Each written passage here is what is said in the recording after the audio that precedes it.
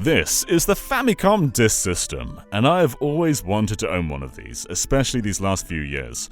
One of the coolest parts of Nintendo Switch Online is you can just download the Japanese versions of this app, and then use your Western subscription to play those Japanese games. Meaning you've got access to Famicom Online and Super Famicom Online and the Japanese N64 and everything. And while it's neat just to see the changes in localization and mild changes to gameplay, what's really cool is playing the Famicom disk system versions of NES games, because many of them are very different, especially in terms of audio. See, the Famicom disk system offers another channel of audio, and this audio channel sounds very different to the rest of the NES or Famicom. It's a very distinct sound, you can tell when the channel is being used, and here's just a quick comparison between what you can expect to hear between NES games and Famicom disk system games.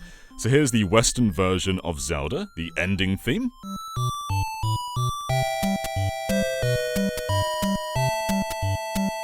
And here is the Famicom disk system version.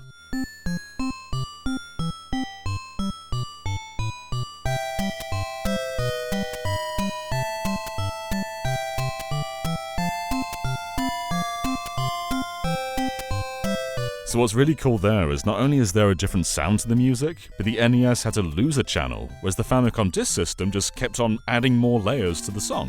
Here's just another comparison with Metroid.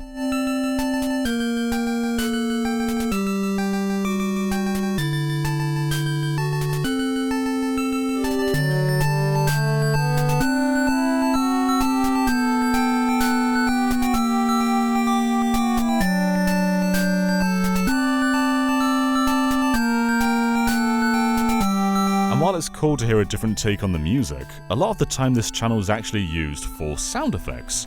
And if you've played a lot of NES games, you'll often know that the sound effects tend to make the music kind of cut in and out, and that's because there just aren't enough channels to play both the sound effects and the music. Whereas the Famicom disk system doesn't really have that problem, and most of the time the sound effects and the music will play perfectly. The NES may slow down if too many audio channels are being used, whereas the Famicom disk system has a lot more overhead, causing the games to run just a little bit better. It just takes these games that we've known all our lives and are very familiar with, and gives them a slightly different flavor in the audio, which is so cool to experience. That isn't to say that I think all the audio is necessarily better. I'd say for the most part I prefer the music on the Famicom disk system, although some sound effects can be a little bit grating, especially in Zelda 2. These ones are just very loud for some reason. With other games like Metroid, I don't really have a preference one way or the other, they're just kind of different. Have a listen.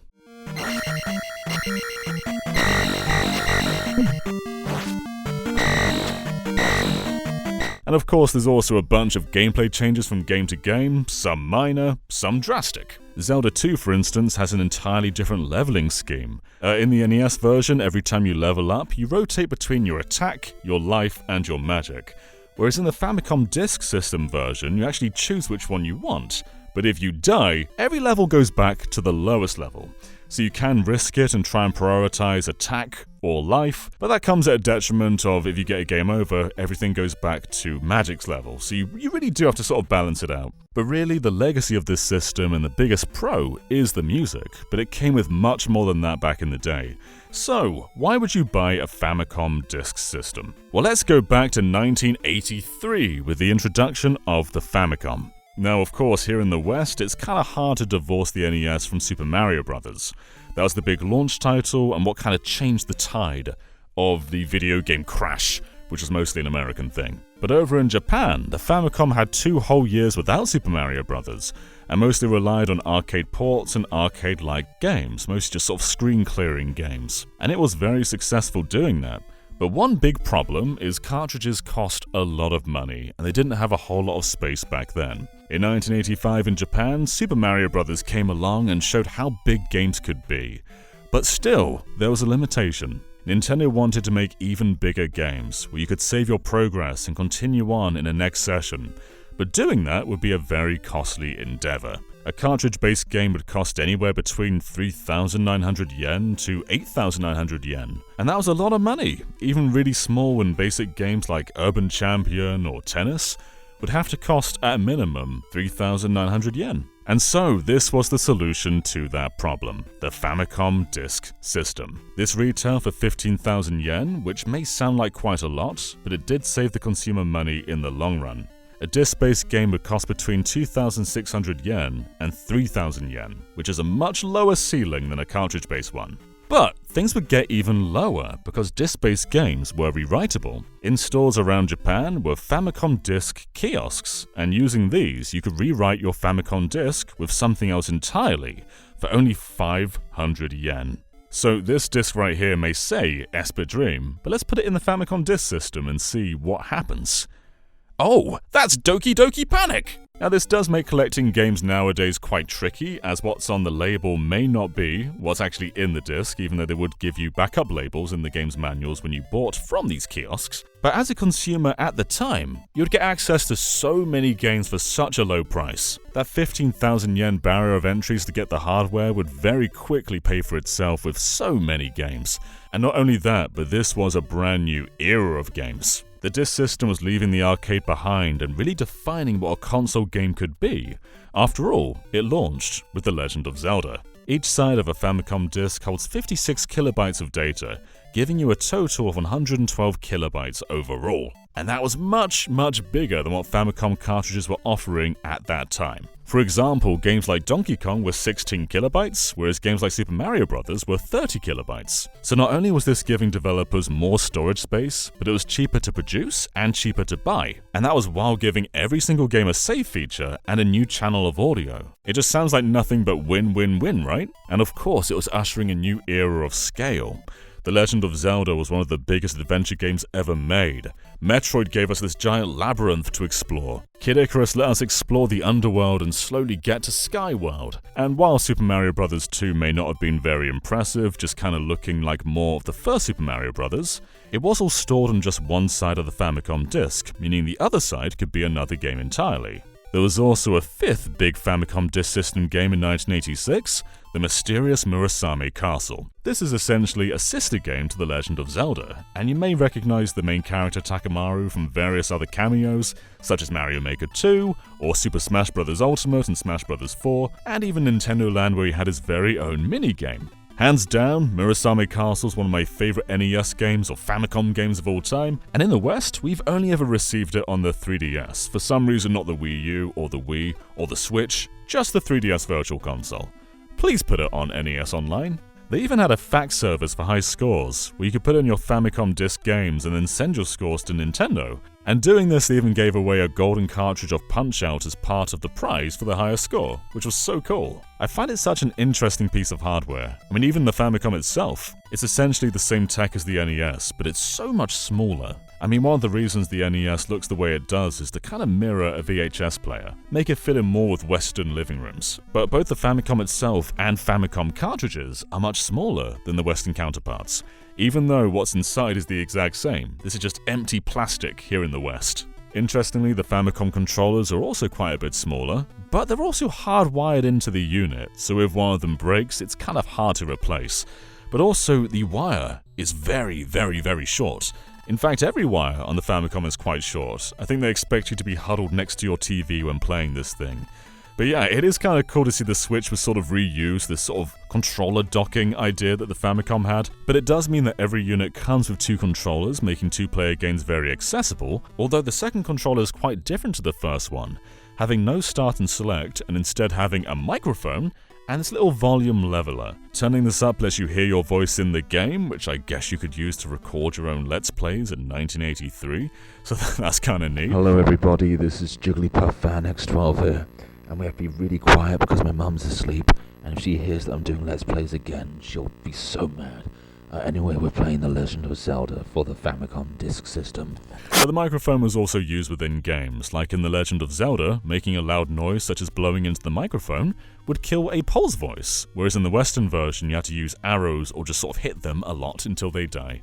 There is an expansion port on the front of the Famicom, but this wasn't really used for controllers. There are some third parties that do use this, but it's mostly intended for stuff like the Famicom Light Gun. Now, the Famicom by default does not have AV out, it only has RF. There was a revision, which here in the West we know as the top loader, But over in Japan, the main point of this was to give you AV composite out. Although this one is modified to have composite out, I just prefer the design of this Famicom, especially with the disc system. It's a very elegant looking design. I also quite love how the Super Nintendo would kind of reuse the design of the front buttons, like you've got power, you've got reset, but also this big old eject button. I love that. To connect the Famicom to the disc system, you need this big old RAM expansion pack.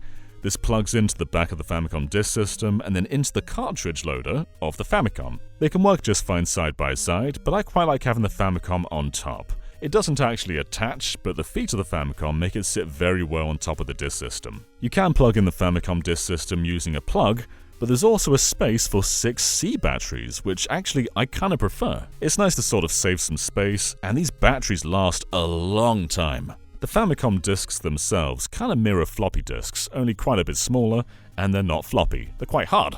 Most Famicom discs are yellow, and there's no protection on the disc itself. You're meant to sort of put them back in their paper sleeve in the little holder over here. There are a couple of blue discs, and these ones do have protections on them, but the majority of them are these exposed contact yellow ones that you put back in their paper sleeves to kind of protect them. This does mean if not taken care of correctly, they can be damaged, but thankfully all of my Famicom discs work just fine. They actually have a really good success rate. Pretty much every cartridge when you put it in won't work the first time. You've got to just take it in, take it out, blow into it. But a Famicom disc, every single time, boots straight into the game. And by the way, here's the Famicom disk system BIOS. I'll be quiet for a second so you can listen to the luxurious tune.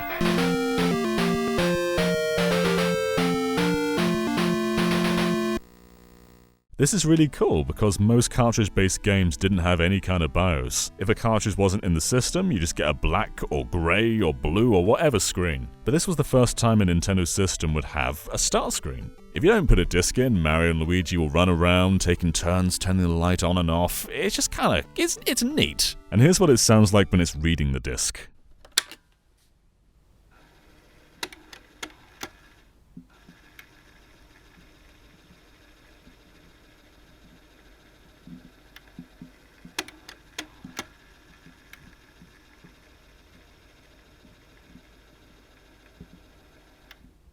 What a lovely sound.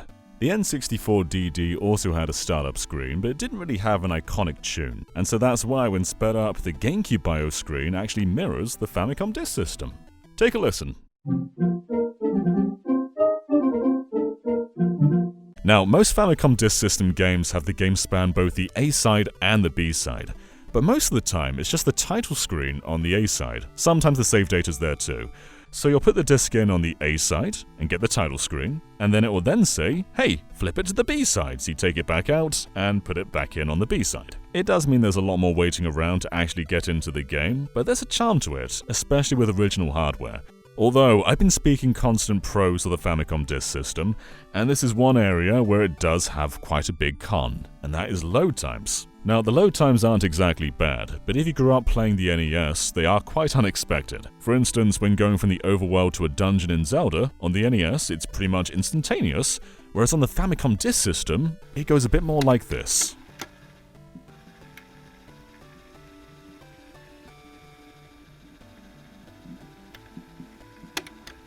Now, loading isn't exactly a common thing. The entire overworld of Zelda is loaded at once. It's just when going from the overworld to the dungeons. It's the same kind of thing with Metroid. It loads when going between areas, but the majority of the time it's smooth sailing. Now, there are games like Famicom Detective Club, which have a lot more loading. It loads every single time you go to a new area, which is a bit more common in a visual novel type game. But the vast majority of those NES and Famicom disk system counterparts don't really have loading as that much of a detriment. And I'd say in that time, having a built-in save feature over the passwords of Kid Icarus and Metroid is well worth the trade-off of a little bit of loading every now and then. Interestingly, you can actually get a Famicom disk system to work with an NES if you've got a cartridge adapter, so that's kinda neat. And it was planned for the NES at one point, but things didn't quite pan out.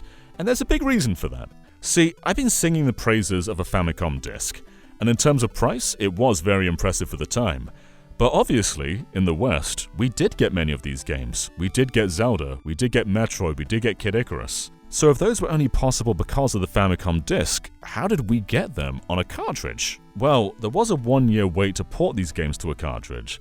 But the big thing is, once the Famicom disk system came out, cartridges actually became a lot cheaper. In fact, just 4 months after the release of the disk system, Ghosts and Goblins came out not only on the disk system, but also on a Famicom cartridge. And the big kicker, the cartridge version was an extra 16 kilobytes larger than a Famicom disk. So very quickly after the disk system came out, third parties were delivering larger cartridge-based games. And this was not helped by Nintendo's practices at the time. They demanded that if third parties were to make disk system-based games, that Nintendo would own 50% of the copyright. This deterred many third parties, and so games like Dragon Quest, Mega Man, Contra, Blaster Master, and Final Fantasy remained on cartridges and not on the disk system. Now, Nintendo themselves did keep putting out disk system games exclusively for around 2 years, so if you wanted the newest Nintendo game, you had to have a Famicom disk system. And even though cartridges were now offering more space, you still got these games much cheaper on the disk system, and also had that lovely extra audio channel.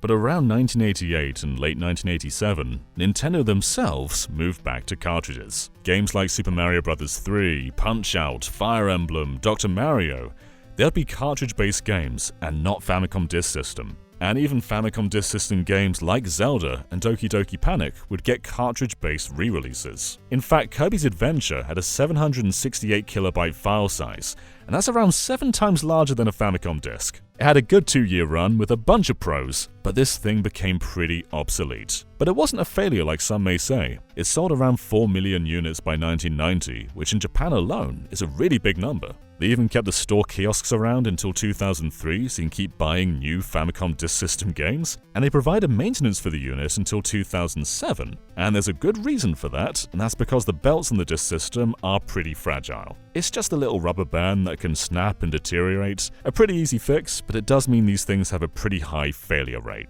There was also the Twin Famicom by Sharp, which is basically a 2-in-1 unit, both a Famicom and a disk system in one console. And it's also cool to see that some of the Famicom features resurfaced on the Virtual Console, in Japan at least. The Japanese version of The Legend of Zelda on 3DS and Wii U maintained the microphone support, so you can yell at the Pulse voices and they'll disappear. Nintendo would keep attempting disc-based add-ons for their next systems, like the Super Nintendo, which inevitably birthed the PlayStation, and also the 64DD. And while that one saw the light of day, it was nowhere near as successful as the Famicom disk system. I just find this to be a fascinating snapshot of Nintendo's transition. This was when they really started making console games, and while the technology was pretty much obsolete when they started localizing them for the West, there's still a bunch of pros over the versions that we got, mostly being the save features. It's just kinda cool seeing these screens for Kid Icarus and Metroid, right? There's a lot of really cool exclusives too that we never got in the West, and it's just kinda cool for me to own a copy of Super Mario Bros. 2.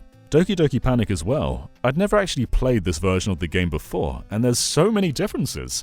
Like, you've got to play through the game as every single character to get the true ending. And there's also no run button. Like, holding B does nothing, so some characters just can't clear this gap. I've had a great time discovering the Famicom disk system these last few years, and I'm so happy to finally own a physical unit. It's such a gorgeous looking machine, and it's just great to re-experience these games that I've played numerous times in a slightly different way. So before I leave, let's let the Famicom disk system have the final word.